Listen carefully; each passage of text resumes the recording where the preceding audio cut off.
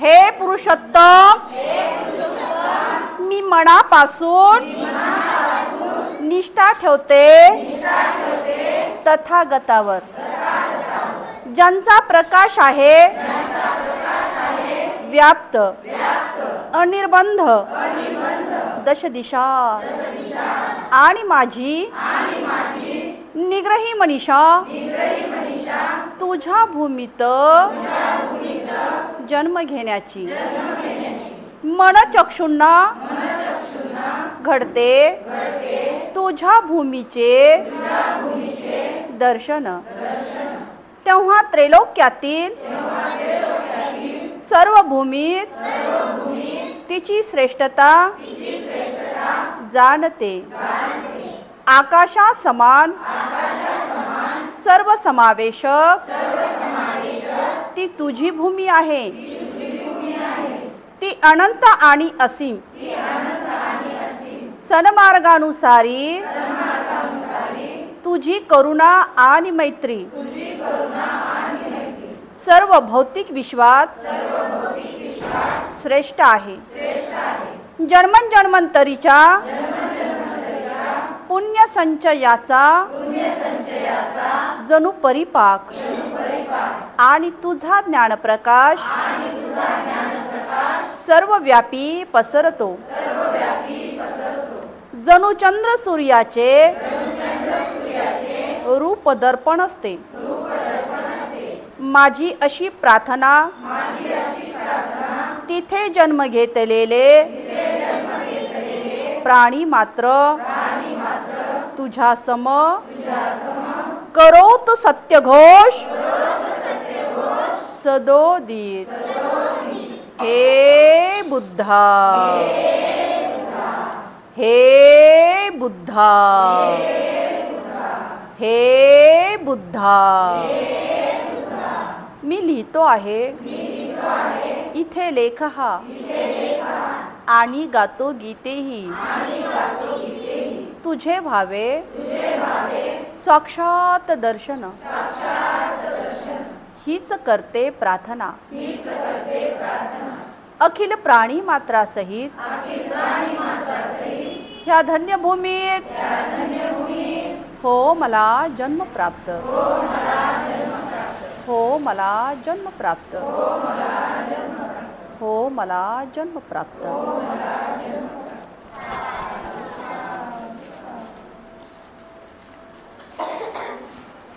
भगवान बुद्ध आणि त्यांचा धम्म या ग्रंथाचं या ठिकाणी पठण होत असताना आपण या ठिकाणी पाहत होतो की मिगार माता विशाखा, आणि मिगार माता विशाखा पाहत असताना आपण या ठिकाणी जी मिगार आहे या मिगारची माता कशा पद्धतीने झालेली आहे आपण इथपर्यंत काल आलेलो होतो की मिगारला या ठिकाणी भगवान बुद्धाचा या श्रद्धाळू आणि महान बालिकेनेच मला आपल्या या पावन दर्शनाचा लाभ मिळवून दिला आहे, आणि ही विशाखा माझी सून नव्हे तर ती माझी आता ही धम्म माता आहे, कारण हिच्यामुळे माझा हा नवा जन्म होत आहे। मी मात्र आता अनार्याचा आर्य झालो आहे। माझ्या या पुत्रवधूच्या या पुण्याईमुळे हा तिचा अभागा जो सासरा होता भरकटलेला होता, अंधकारामध्ये तो चाचपडत होता, भरकटलेला मार्ग सोडून आता मात्र तो कल्याणकारी मार्गाचा अनुगामी बनला आहे। आणि मिगार श्रेष्ठी व विशाखेचे यांचे आज पावतचे जे काही नातं होतं, हे नातं असलेल्या सासरा आणि सुनेचं नातं बदलून ते आज मात्र आजपासून बालक मातेचे बनले। अर्थातच विशाखेचे नाव तिथपासून म्हणजे त्या दिवसापासून तिला मिगार माता विशाखा असं म्हटलं गेलेलं आहे। काल आपण इथपर्यंत आलो होतो। आज आपण या ठिकाणी विशाखेचा पार्ट 2 मध्ये अर्थातच भाग दुसरा पाहणार आहोत। जी मिगार माता आहे ही मिगार माताची दानशूरता आपण पाहणार आहोत। आज काय पाहणार आहोत आपण? जी विशाखा आहे त्या विशाखेची आज आपण दानशूरता पाहणार आहोत। भगवंत जे आहेत म्हणजे धन्य आहे ती पुण्यशील विशाखा आपल्या संयत व्यवहाराने आपल्या सोज्वळ सदाचार या आचरणामुळे पूर्वजांच्या श्रेष्ठ शिकवणुकीवर चालणाऱ्या आणि या चालण्याच्या नियमनाने तिने आपल्या एकटीचेच नव्हे तर आपले माहेर व आपले सासर या दोहोकडील परिवाराची शोभा मात्र या ठिकाणी वाढवली होती। भगवंत एकदा श्रावस्ती नगरीमध्ये अनाथ पिंडकाच्या जेतवनामध्ये वास्तव्याला असताना जी विशाखा आहे आपल्या सख्याबरोबर तथागतांच्या दर्शनासाठी गेली। वंदन करून एका बाजूला बसली आणि भगवंताच्या दर्शनाचा लाभ घेतल्यानंतर ती हात जोडून विनंती करून म्हणालेली आहे की भगवंत, विनंती करून त्या ठिकाणी ती म्हणाली, भगवंत उद्या सकाळी माझ्या घरी भोजनासाठी येण्याची कृपा करावी। मौन राखून तथागतांनी तिचे आमंत्रण स्वीकारले आणि दुसऱ्या दिवशी आपल्या भिक्खू संघासह ते त्या ठिकाणी भोजनास विशाखेच्या घरी आले।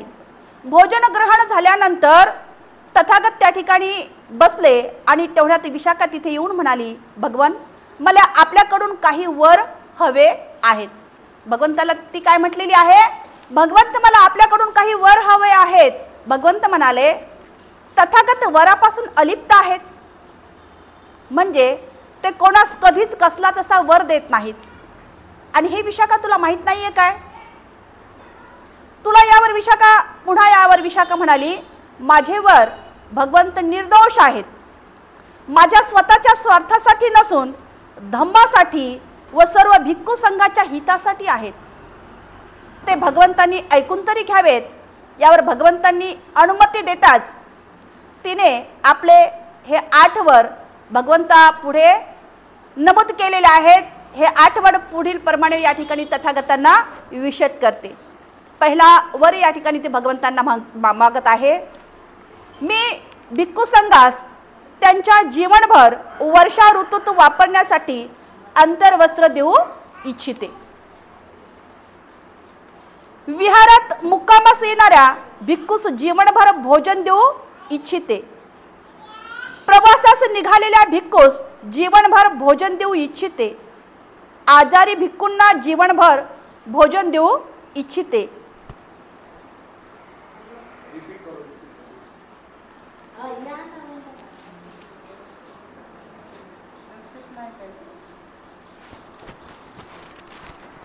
उशीर झाला की मला आला ना थोडं हे होते दिसकलं।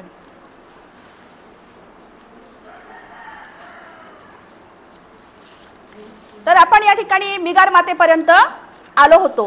ही मिगार माता या ठिकाणी कशा पद्धतीची बनलेली आहे की भगवंतांनी डोक्यावरून त्या अस्मितपणे असा अमाप अशा कृपेने हात फिरवला आणि मिगार सृष्टी आपल्या सुशील पुत्रवधूची माहिती सांगताना तो म्हणाला, भगवंत या श्रद्धाळू महान बालिकेनेच मला आपल्या या पावन दर्शनाचा लाभ मिळवून दिला आहे। ही विशाखा माझी सून नव्हे तर ती माझी आता धम्म माता आहे, कारण हिच्यामुळे माझा आज जो आहे हा नवा जन्म होत आहे। मी आता जो अनार्य होतो आता मात्र मी या ठिकाणी आर्य झालेलो आहे, कारण अनार्याचा आर्य झालो आहे। माझ्या या पुत्रवधूच्या या पुण्याईमुळेच हा तिचा अभागा सासरा जो भरकटलेला होता, या भरकटलेला मार्ग सोडून आता मात्र तो कल्याणकारी मार्ग आणि या कल्याणकारी मार्गाचा तो आता अनुगामी बनला आहे। मिगार श्रेष्ठी व विशाखा यांचे आजपर्यंतचे असलेले जे सासर आणि सुनेचे नाते होते ते बदलून आजपासून मात्र बालक आणि मातेचे हे नातं बनलं होतं। विशाखेचे नाव त्या दिवसापासून या ठिकाणी मिगार माता असं या ठिकाणी पडलेलं आहे। आणि म्हणून या ठिकाणी भगवंत म्हणतात की धन्य आहे ती पुण्यशील विशाखा आपल्या संयत व्यवहाराने, कारण आपल्यावर तिने संयम ठेवला होता आणि या संयमशील व्यवहाराने, आपल्या सोज्वळ सदाचाराने तथा पूर्वजांच्या श्रेष्ठ अशा शिकवणुकीवर चालण्याच्या नियमनाने तिने आपल्या एकटीचेच नव्हे तर आपले माहेर व आपले सासर या दोहोकडील परिवाराची मात्र तिने काय वाढवली होती, शोभा वाढवली होती। आता मात्र आज आपण या ठिकाणी पाहणार आहोत की विशाखेची दानशूरता। आता विशाखेची ही दानशूरता पाहत असताना तथागत भगवान बुद्ध श्रावस्ती नगरीच्या अनाथ पिंडकाच्या जेतवनामध्ये वास्तव्याला असताना त्या ठिकाणी ती अगोदर जे आहे आपल्या दासीला या ठिकाणी पाठवते आणि दासीला पाठवल्यानंतर की माझ्या या घरी भोजनाचं आमंत्रण ती देते आणि आमंत्रण भगवंतांनी स्वीकारल्यानंतर तयारी झाली आहे म्हणून ती दासीला त्या ठिकाणी पाठवते।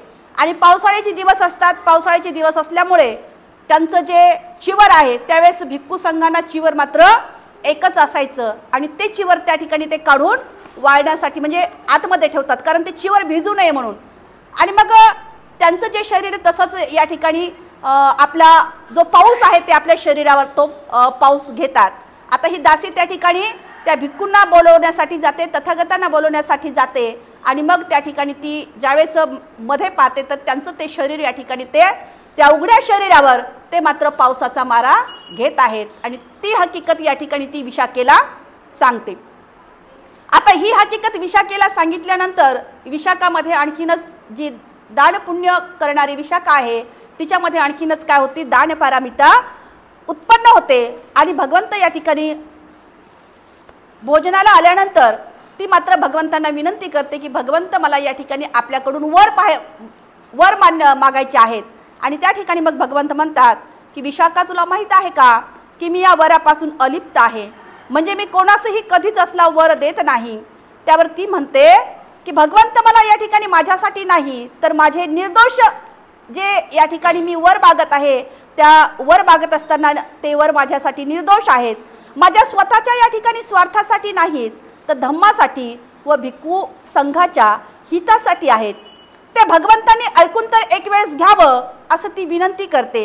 यावर भगवंतांनी अनुमती दिल्यानंतर ती मात्र आपले 8 वर पुढील प्रमाणे विशद करते. पहिला वर जे आहे, मी भिक्खू संघास त्यांच्या जीवनभर वर्षा ऋतूत वापरण्यासाठी अंतर्वस्त्र देऊ इच्छिते. कारण तिने जी काही सत्यता पाहिलेली आहे आणि ही सत्यता पाहिल्यानंतर ती जे या भिक्खू संघांना चिवरदान अंतर्वस्त्रदान जे जन्मभर या ठिकाणी पुरवण्याचा एक वर मागत आहे. दुसरा आहे, विहारात मुक्कामास येणाऱ्या भिक्खूस जीवनभर भोजन देऊ इच्छिते. कारण पावसाळ्यामध्ये भिक्खूंची दिनचर्या किंवा जी चारिका आहे ही चारिका या ठिकाणी भिक्खू संघ करू शकत नाहीत. आणि अगोदरचा काळ आपल्याला माहित आहे की कितीतरी असा पाऊस त्या ठिकाणी पडायचा, नाले आणि नद्या ज्या आहेत तुडुंब अशा वाहत जायच्या आणि म्हणून त्यांना चारिका करणं हे शक्य नसायचं. आणि म्हणून विहारात जे काही अशा प्रसंगी मुक्कामास येणाऱ्या भिक्खूस जीवनभर मी या ठिकाणी भोजन देऊ इच्छिते हा वर या ठिकाणी विशाखा मागते. प्रवासास निघालेल्या भिक्खूस जीवनभर भोजन देऊ इच्छिते. आता प्रवासामधून आलेला भिक्खू या ठिकाणी विहारामध्ये येऊन थांबेल आणि असा थकलेल्या भिक्खूंना सुद्धा मी भोजन देऊ इच्छिते. आजारी भिक्खूंना जीवनभर मी भोजन देऊ इच्छिते. जे आजारी भिक्खू आहेत ते सुद्धा या ठिकाणी चारिका करू शकत नाहीत आणि अशा सुद्धा भिक्खूंना मी आजीवन काल भोजन देऊ इच्छिते. आजारी भिक्खूंना औषध आणि पाणी सुद्धा देऊ इच्छिते. आजारी भिक्खूंची सेवा करणाऱ्या भिक्खूंनाही जीवनभर भोजन देऊ इच्छिते. जो आजारी भिक्खू आहे त्याच्याची सेवा करण्यासाठी आणखी एक भिक्खू त्या ठिकाणी थांबलेला असतो आणि असा जो सेवा करण्यासाठी जो भिक्खू थांबलेला आहे त्यांची सुद्धा मी या ठिकाणी आजीवनभर हे भोजनदान देऊ इच्छिते. 7वा या ठिकाणी वर मागत आहे, मी भिक्खूंना सदा सर्वदा याऊग म्हणजे खिचडी देऊ इच्छिते.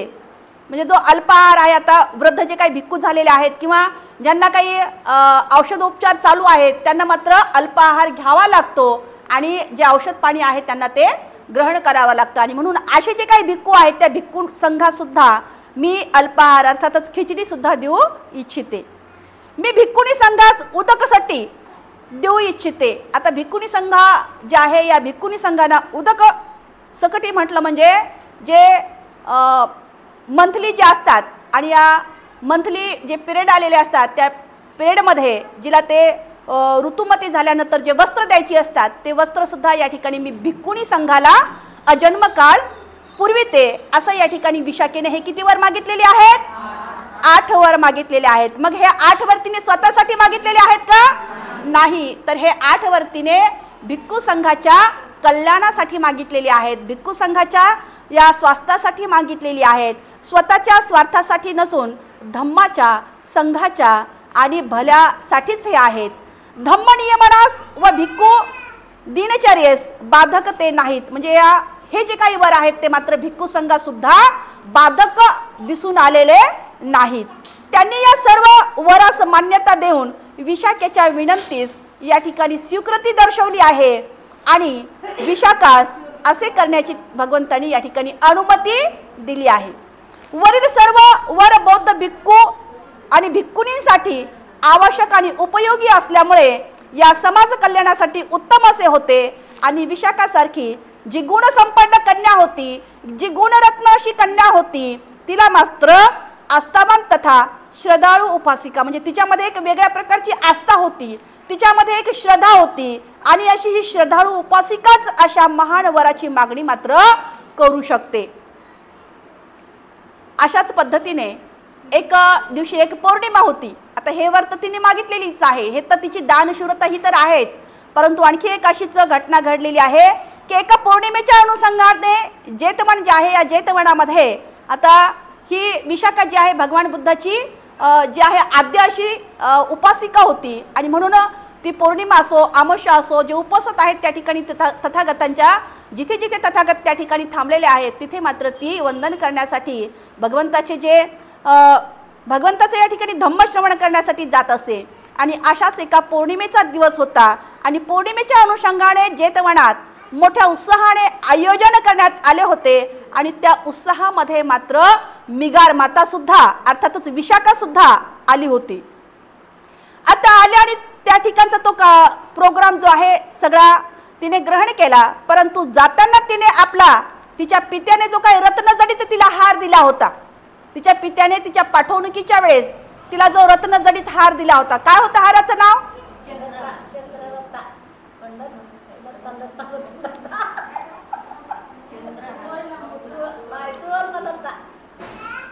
किती कोटी सुवर्ण मुद्राचा होता? 9 कोटी सुवर्ण मुद्राचा होता. काय होता हाराचं नाव? बरोबर आहे, महालता. हे काय होतं? लता लता इकडे आलं, परंतु एकीकडनं जे आहे तर महालता या सुवर्ण मुद्रा जे अलंकारित असा हा दागिना तिच्या पित्याने या ठिकाणी तिच्या पाठवणुकीच्या वेळेस तिला हा हार दिला होता, जो कंठहार आहे त्याला महालता असं, हा महालता जो हार आहे.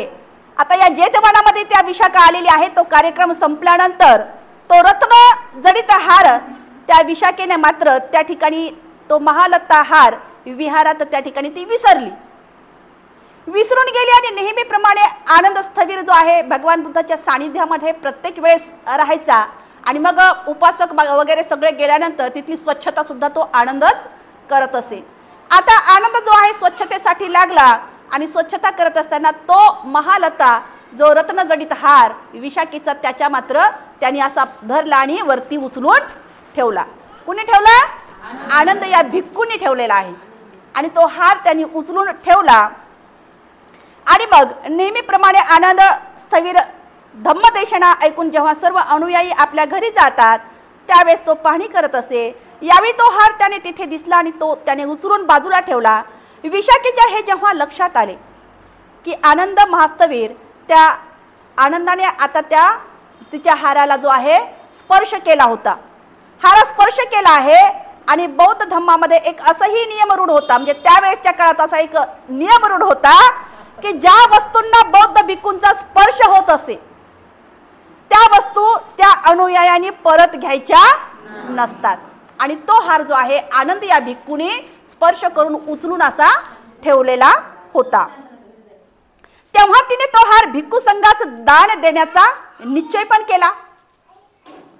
त्याची किंमत 9 कोटी ही सुवर्ण मुद्रा होती. किती किंमत होती? पाठीमागांच्या लक्षात होतं वाटतं. तर त्याची जी किंमत होती ही किंमत म्हटलं म्हणजे 9 कोटी सुवर्ण मुद्रा होती. आणि 1 कोटी सुवर्ण मुद्रा जे आहे त्याचं कर्णावर जसं आपण म्हणतो किंवा घडवणुकीसाठी दिलेले होते. हे 9 कोटी सुवर्ण मुद्रा त्याची किंमत होती. आणि तेवढ्या रकमेस तो हार विकत घेण्याची कोणाची सुद्धा आर्थिक कुवतच नाही. ती विकण्यासाठी तयार होती, परंतु तो विकत घेण्याची त्या ठिकाणी कुणाची सुद्धा आर्थिक कुवत नाही. आणि हे पाहून विशाखेने तो हार मात्र आता स्वतःच विकत घेतला व तिने 9 कोटी सुवर्ण मुद्रेची एक जागा अगदी जेतवनाच्या या पूर्वद्वाराजवळ विकत घेतली. त्या पैशामध्ये पूर्वद्वाराजवळ काय केलेली आहे? विकत घेतलेली आहे. विकत घेऊन विकत घेतलेली आहे आणि विकत घेऊन तिने त्या ठिकाणी त्यावर तेवढ्याच रकमेचा एक भव्य दिव्य असा विहार उभा केला होता. भव्य दिव्य असा विहार उभा केला आणि त्याचे नाव मात्र तिने पूर्वराम विहार ठेवले. जे जेतवनाच्या बाजूलाच तिने हा विहार बांधला आणि त्याचं नाव पूर्वराम विहार असं ठेवलं. असं ठेवण्यात आले आणि तो मात्र 5 मजली विहार असा होता आणि 500 खोल्यांनी कसा होता तो युक्त असा होता किंवा 500 खोल्यांनी असा तो बांधलेला विहार होता. आणि मग तो 500 खोल्यांनी बांधलेला विहार जो आहे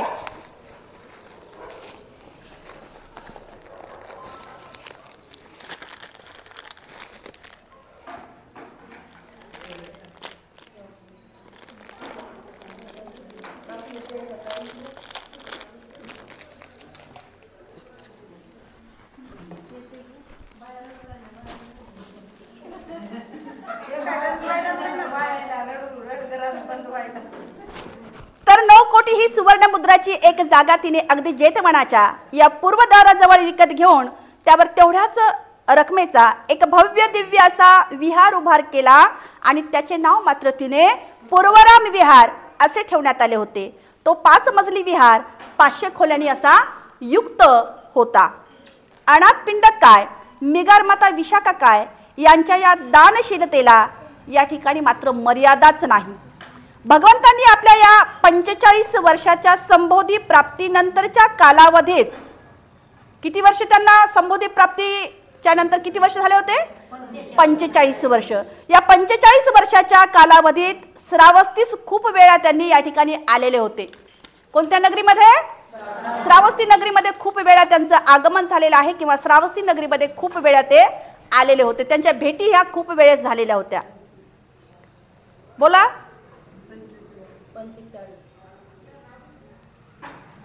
पाठीमागे चला बोला, काय हरकत नाही ना, चुकलं तरी काय हरकत नाही. काय 75 वेळा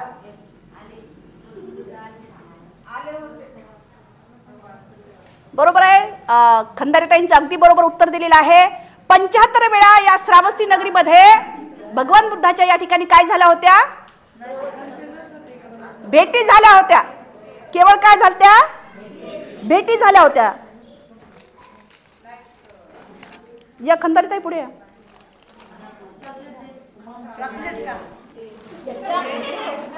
चॉकलेट देऊ का?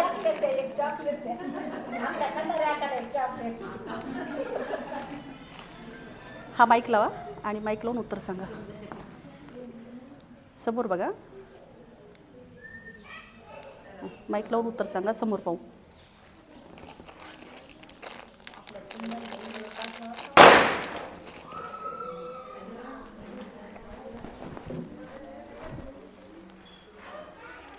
बोला पुढे.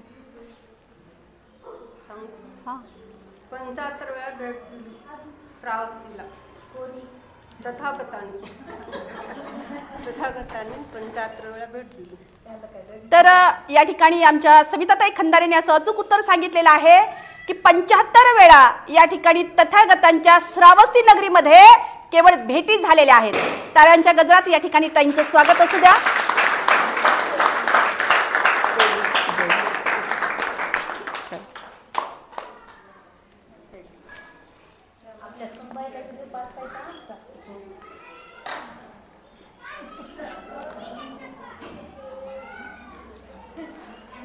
काही पण हसायचं बोलते उत्तर. 75 वेळा या ठिकाणी श्रावस्तीत येऊन तथागतांच्या या ठिकाणी भेटी झाल्या होत्या. आपल्या एकूण या 45 वर्षावासापैकी किती वर्षावासापैकी वर्षावास किती झालेले आहेत? तर 45 वर्षावास झालेले आहेत. संबोधी प्राप्तीनंतर तथागतांचे वर्षावास किती झालेत? 45 वर्षावास झालेत. श्रावस्ती नगरीमध्ये भेटी किती वेळ झालेल्या आहेत? 75 वेळा भेटी झालेल्या आहेत. किती वेळा भेटी झालेल्या आहेत बेटा? 75 वेळा भेटी झालेल्या आहेत. आणि 45 वर्षावासापैकी जे वर्षावास या ठिकाणी भगवंताचे झालेले आहेत, आमच्या दोन्ही पण ताईने या ठिकाणी उत्तर दिलेलं आहे. त्यांना केवळ चॉकलेट या ठिकाणी भेटणार आहे आज.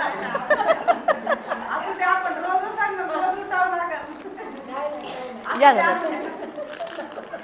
उठा ना, उठा उठा उठ छाया.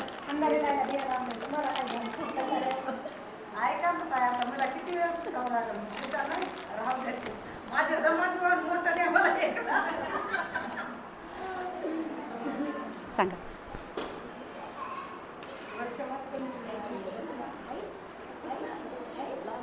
नाही कसं लावा त्याला काय होतं लागलं. काय 45 वेळा प्रवचन 25 वेळा 25 माझं बोललेलं पण जाते त्याच्यात. तथागताला 45 वेळा प्रवचन केले होते भगवान बुद्धानं आणि 75 वेळा केल्या होत्या श्रावस्तीला. 45 वेळा प्रवचन आणि 75 वेळी भेटी. आणि नाही एक उत्तर राहिलं ना आपलं, जे आपण सांगितलं त्याच्यासाठी उठवलेलं आहे आपल्याला. वर्षावास श्रावस्ती नगरीमध्ये किती झाले होते? 25 हां ते सांगा, ते सांगा. भगवंताच्या श्रावस्तीमध्ये 25 वेळा प्रवचन झाले होते. वर्षावास 25 वेळा वर्षावासाचे कार्यक्रम झाले होते भगवंताचे स्वतःचे. बरोबर आहे. टाळ्यांच्या गजरात आमच्या छायाताईंचं या ठिकाणी अभिनंदन आणि स्वागत आहे.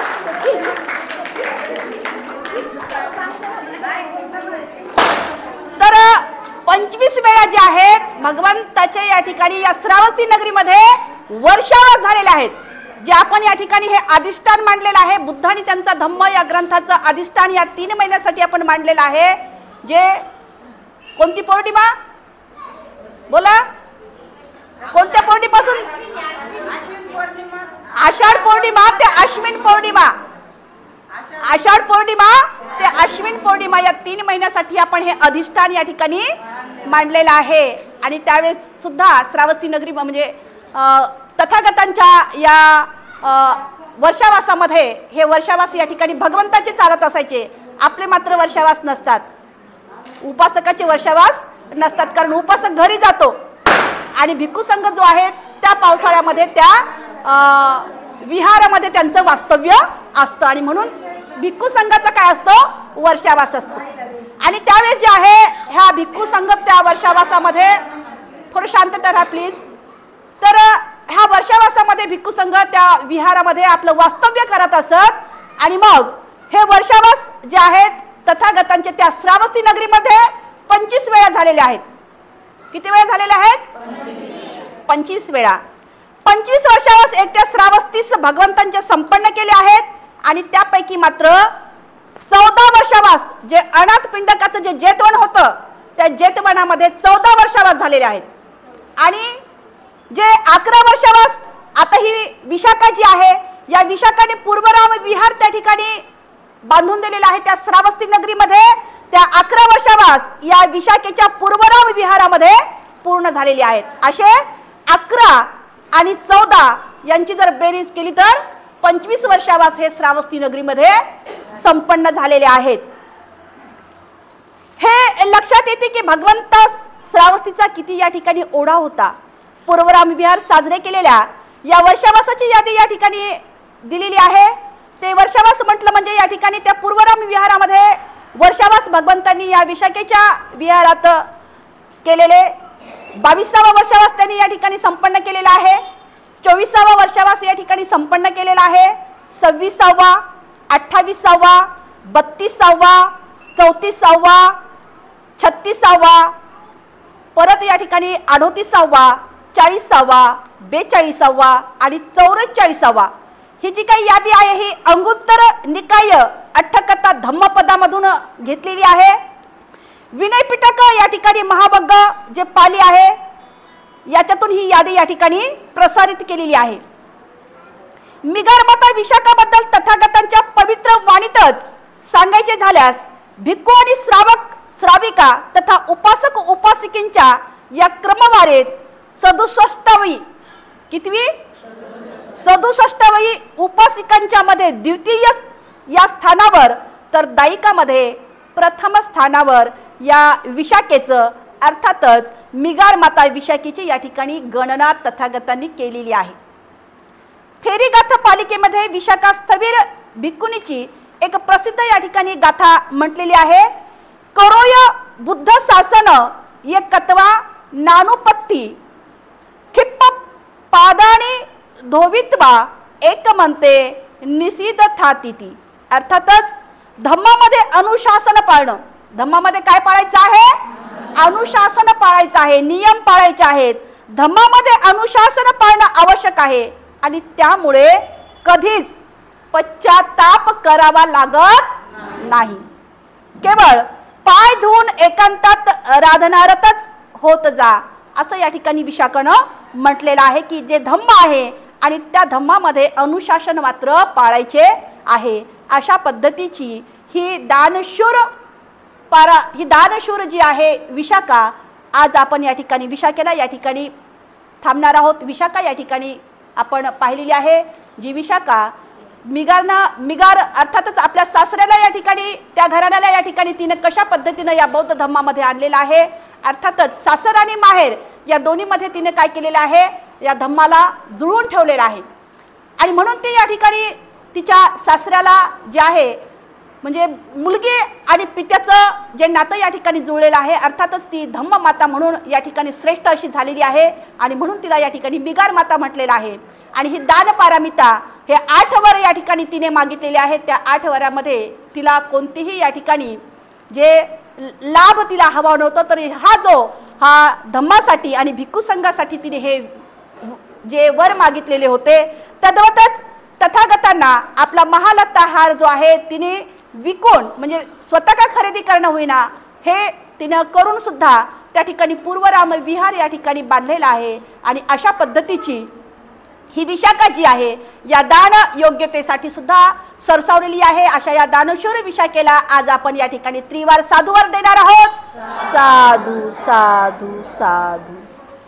प्रतिज्ञा आपण करूया. जीवसृष्टी आहे असीम, ती भवसागर पार नेण्याची. प्रतिज्ञा आपण करूया. आपणात दोष संख्य ते नष्ट करण्याची. प्रतिज्ञा आपण करूया. आहेत सत्य अनंत ती पूर्ण आकलण्याची. प्रतिज्ञा आपण करूया. भगवान बुद्धांचा अतुल्य मार्ग तो संपूर्ण साध्य करण्याची. प्रतिज्ञा आपण करूया. डॉक्टर बाबासाहेब आंबेडकर यांचा रथ पुढे पुढे नेण्याची. साधू साधू साधू. शरणावती घेण्याच्या अगोदर 1-2 मिनिटं किंवा 5 मिनिटं आजच्या दिवसाचं महत्त्व सांगते, कारण बाबासाहेबांच्या संदर्भामध्ये आजचं हे आजच्या दिवसाचं महत्त्व आहे. जर आपले ऐकण्याची इच्छा असेल तर सांगेल.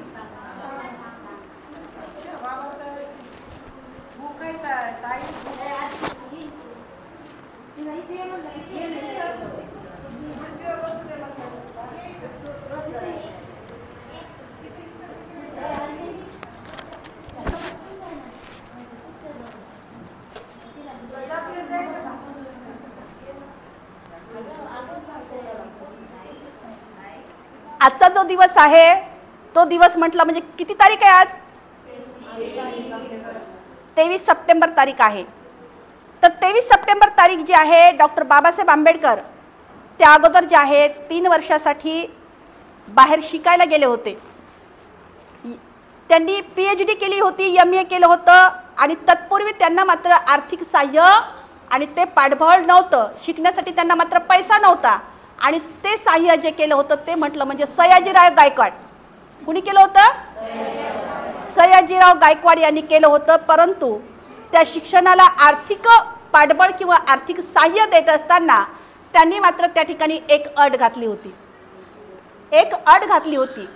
सयाजीराव गायकवाडने एक अट घातली होती की मी तुम्हाला आर्थिक सहाय्य पुरवतो, शिक्षणाला पैसा पुरवतो, परंतु शिक्षण झाल्यानंतर तुम्ही मात्र माझ्या या बडोद्याला येऊन नोकरी करायची आहे, चाकरी करायची आहे. आणि ते वचन आमच्या बाबांनी अर्थातच आपल्या बापांनी या ठिकाणी दिलं होतं. आणि शिक्षण पूर्ण झाल्यानंतर ज्यावेळेस ते परत येतात, परत आल्यानंतर ते मात्र या ठिकाणी त्या बडोद्याला जातात. बडोद्याला गेल्यानंतर तिथली आपल्याला परिस्थिती माहीत आहे. तिथं त्यांना या ठिकाणी कशा पद्धतीचा संघर्ष करावा लागलेला आहे. फाईलपासून ऑफिसपासून तर अक्षरशः राहण्यापर्यंत त्यांना मात्र जागा किंवा भाड्याने घर सुद्धा कुणी द्यायला तयार नाही किंवा हॉटेलमध्ये थांबण्यासाठी सुद्धा त्यांना जागा नाही. अशा परिस्थितीमध्ये ते मात्र पारशी या आश्रमशाळेमध्ये राहिलेले आहेत. पारशी धर्माच्या आश्रमशाळेमध्ये राहिलेले आहेत. त्या ठिकाणी राहिलेले असताना दिवस 11वा उजडला. कितवा दिवस उजडला? 11वा दिवस उजडला आणि पारशी समाजाचे लोक सगळे एकत्र आले त्या ठिकाणी त्या धर्मशाळेमध्ये सुद्धा. आणि त्यांनी मग मात्र तिथे राहू दिलं नाही, कारण सगळे लोक एकत्र आले आणि तिथे सुद्धा त्यांना राहू दिलं नाही. हताश बाबासाहेब झालेले आहेत. हताशून त्यावेळेस मात्र त्यांना खूप अशा वेदना सहन कराव्या लागल्या, कारण या भारतभूमीवर या भारतामध्ये एवढं शिक्षण कुणीही घेतलेलं नाही. आणि एवढं शिक्षण घेऊन मी या ठिकाणी आलेला आहो, तरी पण इथे काय आहे तर हा भेदभाव आहे, अस्पृश्यता आहे. तो जे त्यांना ती बाब जी आहे, बाबासाहेबांनी खुश त्यांच्या सन्मानाला ही ठेच पोहोचणारी बाब होती. आणि मग ते तिथल्याच एका गार्डनमध्ये, जसं आपण गार्डनमध्ये जातो, एका बगीचेमध्ये त्या ठिकाणी गेलेले आहेत. आणि त्या बगीचेमध्ये एका झाडाखाली बसून ते खूप असे रडले, कारण खूप त्यांना त्या ठिकाणी वेदना झाल्या. आणि खूप रडून त्या ठिकाणी त्यांनी एक संकल्प केला की मी या इथे एवढं शिक्षण घेऊन सुद्धा माझी ही अवस्था आहे, तर माझ्या समाजाची कशा पद्धतीची अवस्था असेल. आणि मग त्यांनी त्या ठिकाणी निश्चय घेतला, जरी मी या धर्मामध्ये जन्म घेतला परंतु आता ही परिस्थिती मलाच बदलावी लागेल. आणि मग ते पुन्हा त्या ठिकाणी ती राजीनामा दिला बडोद्याच्या नोकरीला आणि परत आलेले आहेत. आणि तिथून जे आहे त्यांनी मात्र पुढच्या चळवळीला ते लागलेले आहेत. जो दिवस तो होता तो मात्र तो आजचाच दिवस होता. ह्याच दिवशी त्यांनी तो संकल्प केला. याच दिवशी जे आहेत त्यांच्या मनामध्ये हे विचार खळबळले आणि स्वतःवर एवढ्या त्यांच्या वेदना त्यांना सहन कराव्या लागल्या. अक्षरशः बाबासाहेब ढसा तिथे रडलेले होते. आणि त्यांनी या ठिकाणी ज्या यातना सहन केल्या, माझ्या समाजाला ह्या यातना सहन नको म्हणून तिथून त्यांनी ते पावलं उचलली. आणि आज आपण पाहतो की त्यांच्या त्यागामुळे, त्यांच्या या बडोतीमुळे किंवा त्यांच्या या विचारामुळे किंवा त्यांच्या सर्वस्व त्यांच्यामुळे, भीमा सर्वस्व हे तुझ्याचमुळे आज जो आहेत आपण सर्व थाटामाटामध्ये सगळ्या काही ज्या गोष्टी आहेत, म्हणजे घेणारा जो श्वास आहे तो श्वास सुद्धा तो बाबाचाच देण आहे. जो आपण हा श्वास घेतो तो श्वास सुद्धा कुणाचा आहे? बाबाचीच देण आहे. नाहीतर आज आपली सुद्धा परिस्थिती बद से बद झाली असती. म्हणजे अक्षरशः किड्यावानी आपण सुद्धा रेंगाळत पडलो असतो. कुणाला सुद्धा या ठिकाणी कशाची दयामया आली नसती, कुण्या देवीला आली नसती ना. उघडे पाय करून जरी गेला असतो तरी देवी धावून आली असती का? आलीच नसती ना. आणि म्हणून हा युग पुरुष, हा जो महामानव जो आहे, अनंत अशा यातना सहन करून तुम्हा आम्हाला या स्वर्गरूपी या महलामध्ये आज आणलेला आहे. म्हणून आपण या ठिकाणी ताठ मानेने सर्वच, आपणच नाही तर या भारत देशामध्ये संपूर्ण लोकांना समता, स्वातंत्र्य, बंधुत्व आणि न्याय या चतुसूत्रीमध्ये बांधून आज हा भारत देश जो आहे, ज्या विविधतेमध्ये एकता या ठिकाणी निर्माण केलेली आहे. जर संविधान या ठिकाणी एवढं चांगलं म्हणत असतील तर लिहिणारा बाप आमचा कितीतरी छान आहे. लिहिणारा बाप कितीतरी छान आहे. इथेच या ठिकाणी आजच्या दिवसाचं महत्त्व सादर करते. थांबते. धन्यवाद. जय भीम. हां अच्छा.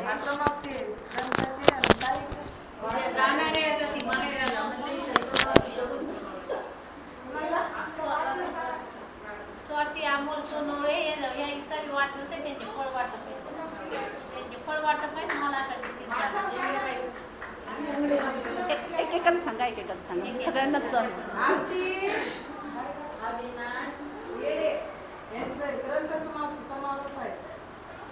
तर आजच्या या वर्षावास पर्वामध्ये